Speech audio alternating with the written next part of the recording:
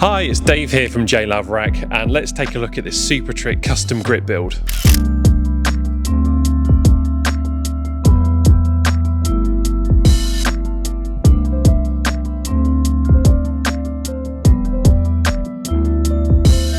We're filming today in the Providence store, and that is our new home, and it's a bit of a building site. So as you can see, we've actually had to dig the floor up recently.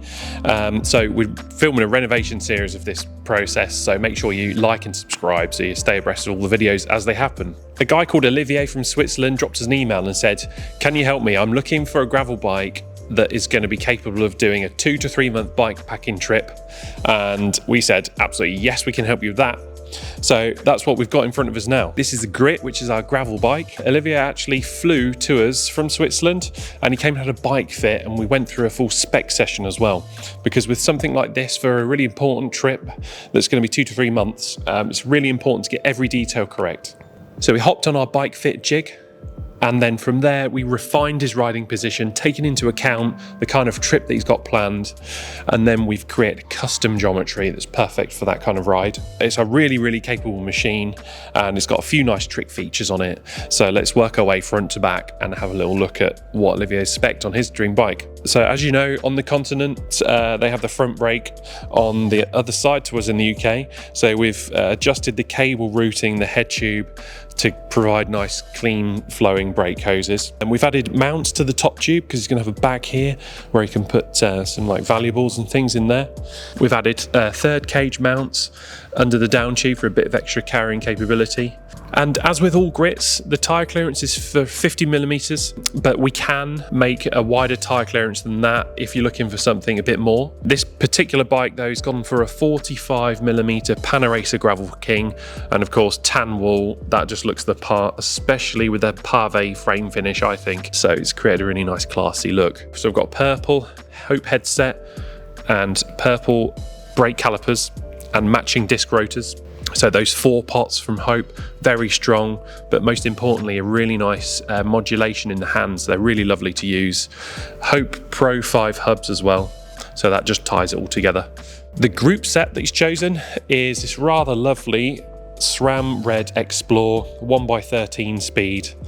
What a great group set, and it's hard to ignore that the direct mount style derailleur does look the business as well. So we've made the frame with a UDH drop out so that the derailleur kind of mounts straight to the frame like that. At the front, he's got a 42 front chainring, and that's paired with a 10 to 46 cassette at the back. So he's got some really big climbing gears there, and I suspect he might need that going up the big mountains, fully loaded with kit. Moving to the front of the bike, we've used an ÆRA Gravel Adventure Anything Mounts fork. And one of the reasons for this fork is just a bit of future-proofing. So Olivier might run dynamo lights in the future. So this fork has a mount for a dynamo light, and it's got holes to internally route the cables. And then there's a hole in the frame, so you could take a rear dynamo light and hide it in the frame as well. And there's also a dynamo seat post here. So the seat post has a hole in it, so you can hide the cable in there as well.